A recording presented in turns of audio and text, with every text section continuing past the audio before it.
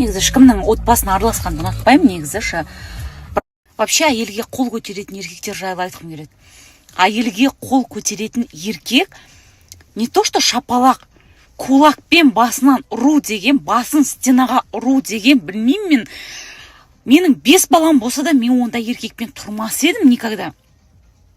Мен сондай біреуінен кетіп қалғам кезінде.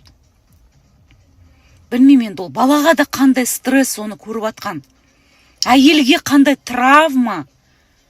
Декретте отырған мамочка и таки депрессияда отырған әйелін, қатынын, ең жақын адамын аямаған адам ол айуан деп ойлаймын. Жауыз нағыз. Білмеймін, менің сөзім жоқ енді бұндай еркектерге. Құдай сақтасын бұндай еркектерден. Білмеймін, енді Айза шақырмаса милицияны мен шақырам бар ғой. Мына сұмдық қона бала қаншама кішкентай 2 бүлдіршіні бар. Шешесін тоқпақтап ұрып атса, білмеймін, мен жүрегім жарылып кетейін деп жатыр мына стористар. Сол 5 минутқа Ерасылды поздравлять етіп келген кезде буквально үйде отыр, даже мен үйімде Бексұлтан жоқ. Мен әйел адамын, өзім жалғыз отырмын. Сол кезде қасыма келді. Зухра өз жалғыз екен, Бексұлтан жоқ екен деп айтып жатыр. Соң өзінде боқтап жатыр ғой, аузына келген. Мен мына жақтан енді ситуацияны кішкене жұмсартайын деп. Сұлтан қасымда отыр, болды, кішкене отыра тұрсын деп сөйтіп айтып жатырмын да. Қоймайды. Ана күні тағы бір ситуация болды. Енді оны айтпай-ақ қояйын енді. Бірақ енді анау чересчур елдің көзінше болған ситуациялар болды. Білмеймін енді. Құдай сақтасын, честно, бір қаншама ситуацияны өзімнің көзім көріп, құлағым естігеннен кейін білмеймін енді. Жаным ашып отыр да Айзаға, кәдімгідей білмеймін енді.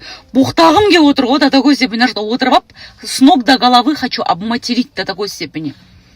Нағыз айуандық. Жалғыз жүру туралы бұл маған бір ешқандай бір кедергі болмайды екен. Қазірде мысалы жалғыз өзім жүрмін деген сияқты ғой, жүре беремін өзім.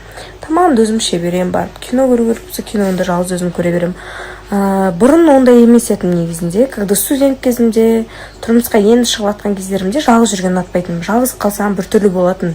Қазір наоборот жалғыз қалсам кішкене ойланып, андай саралап, бәрін дұрыстап, қасына адам кедергі болмайды, отвлекаться етпейсің да, и солай негізінде кішкене көбірек ойлана аламын. Жақсы жағынан да, қай жағынан болсын, кішкене андай любой ситуацияны бүйтіп ойластырып, қай жағы дұрыс болды, қай жағы бұрыс болды деген сияқты нәрселердің бәрін осы моментте өзіммен өзім жалғыз жүрген кезінде ойлаған прям күшті.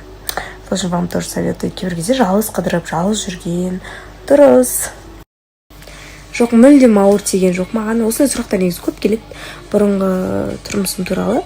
Мүлдем маған ауыр тиген жоқ. Неге? Себебі мен айырылысып жатқан кезінде все, мен конкретно артқа жол жоқ деп айырылысқан адаммын. Біріншіден. Екіншіден, мен айырылысқаннан кейін өкініп, сол нәрсеге егерде менікі дұрыс. Мен негізінде по-любому любой отношенияда мен айырылысқаннан кейін мен саралаймын. Менікі қай жерде дұрыс болмады. Онға қай жерде дұрыс болды деген сияқты. Егер мен өзімдікі дұрыс екенін мен 100%-ға біліп тұрсам, мен ол адам қайтып бармаймын. Мүлдем. Ал егерде мен өзім кейбір кезінде өзімдікі дұрыс емес, ол еркелікке салып кеткен болса, ол адам келіп кешірім сұрап тұрса, мен жарайды деп кешіруім мүмкін болар еді. А так ондай ситуация шынымен де болды. Кешірім сұрау, кішкене может қосылсақ қалай болады деген сияқты. Сол үшін мен бір рет шешім қабылдағаннан кейін, то что все болды, бәрі бітті дегеннен кейін, ол жерде значит бәрі бітті деген сөз. Сол? Мына сұрақ енді ауыр екен кішкене. Қаншама сұрақ қойылып жатыр, бірақ арасында осы сұрақ бірінші рет қойылып тұрмаған емес.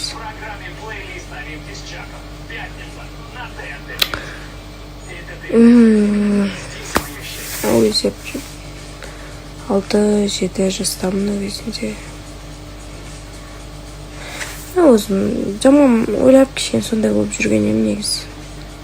Ана туралы тема маған негізі өте ауыр әңгіме.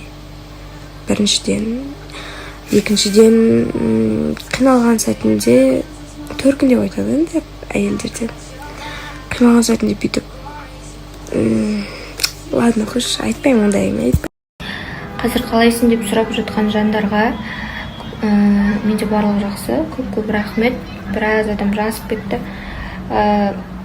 Леш бұл сол көпшілігі жерде тапқамасам екен деген оймен тұрғам. Көзім қарап отырған кезде сөйткенімше болмай, уже ұйықтап кеткендей болдым. Қалай құлағанымды білмеймін.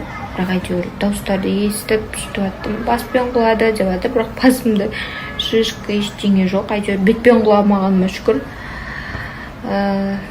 Сол есімді жидыртып, бірінші вокзал қызметкерлері сразу участковыйда келіп, еще есеңгіреп мен таксиім кеп тұр деп таксиге мініп кетпекшімін ғой.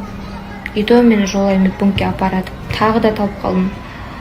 Сондай болып кетті аяқ асты. Айт. Короче, Сәукелені кеше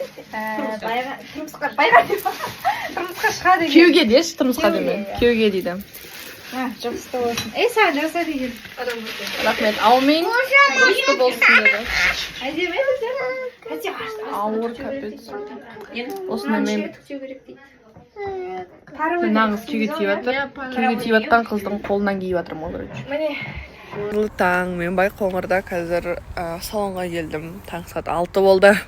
Вот, үші күні бұйырса, ертең ғой. Ертең үші сағат таңғы 11-де. Вот, күндізгі 11 болды, сол жарқып тұрған кезде 11. Сол уақытта мен Арбатта болам. Арбатта болам, короче. Сол Арбатқа келіңдер. Қай жеріне кел деп айтамыз? Фонтан ба? Фонтанға келіңдер. Арбаттағы Фонтанға келіңдер. Сол жерде тұрам мен осылай қақиып бүйтіп. Тура осылай тұрам мен осылай. Осылай тұрған кезде мені көресіңдер ғой, жүгіріңдер маған қарай. О, Дана деп. Ұялып қап, кеми қап, айдаладан көрдім, сыртынан көріп, айналып кеттім. Бірдеңе деген жоқ. Келіңіздер, кездесейік, фотоға түсейік, видеоға түсейік. Сонымен мен тойға барам да и кетем.